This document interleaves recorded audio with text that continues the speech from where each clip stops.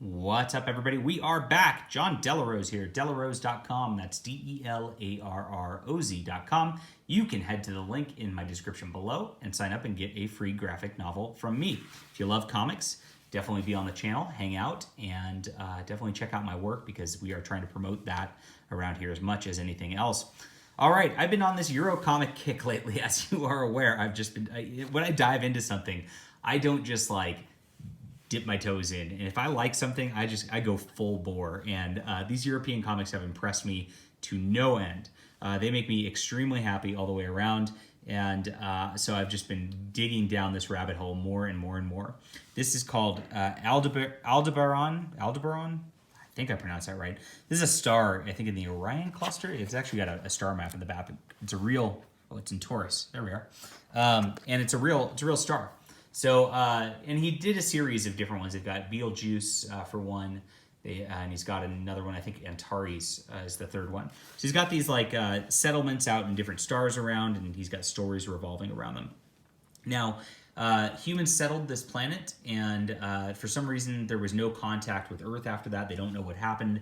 They assumed Earth just doesn't want to contact with them, and that's kind of where it starts as a mystery with that. Now, this is a three-part series for just this. This is book one called The Catastrophe, and it's comprised of two albums, which are issues in the terms of the Europeans. And this is actually done by an I guess it's Brazilian, or is he Brazilian comic artist. So very, very different take on things. Very interesting. Got some really cool characters in here. There's some weird monsters who, there's this weird fish monster who shows up on shore and everybody's kind of confused and scared about it at first. And you get to introduce our characters, and there's just weird things going on with the planet. The animals are acting very different. There's a reporter who's showing up to try to figure things out here. And a lot of dialogue. This is a very actually slow-paced story, but I didn't mind it. Even though there is just a lot of talking and a lot of that, it fit the story because you really had to learn a lot about this background world. This part of the water kind of turns to glass at this point in the story. Very odd. The figures are a little on the stiff side for me. They do have that kind of European line art style. Maybe it's the colors I'm not absolutely thrilled with, but yeah, they do appear a little stiff. But you know what? There's a very good setting and background where it feels correct in the world, even as it is. You do get a lot of like the shock surprise face, with the open mouth thing, which does bother me when I see that expression overused a little bit. I notice it in comics quite a bit. We've got a very cool setup, very cool world building. There's this capital that's like controlled by these priests, and they're trying to shut down any discussion about the environment, basically. And then there's this like kind of rogue scientist who's rolling around, and he gets our people involved.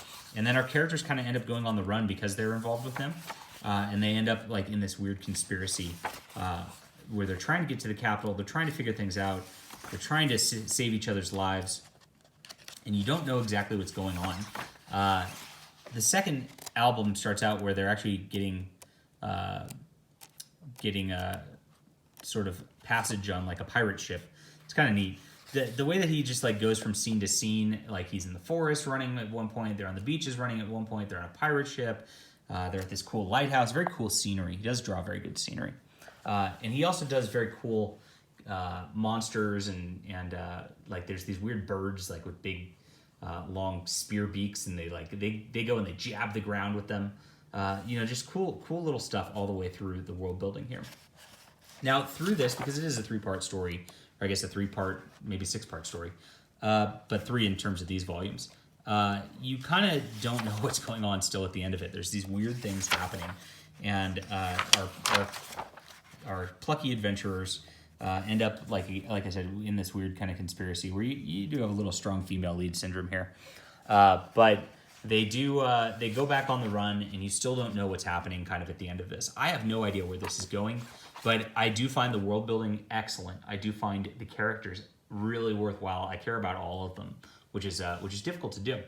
And so I will be continuing on to the next one to find out what happens here before I fully judge this story. As far as this goes on its own, like I said, you got a little stiffness in the drawings sometimes, got a little bit of expressions that get overused a little bit. But beyond that, it's really cool. Like I said, I like the monsters. I like the world. I like everything that's going on here.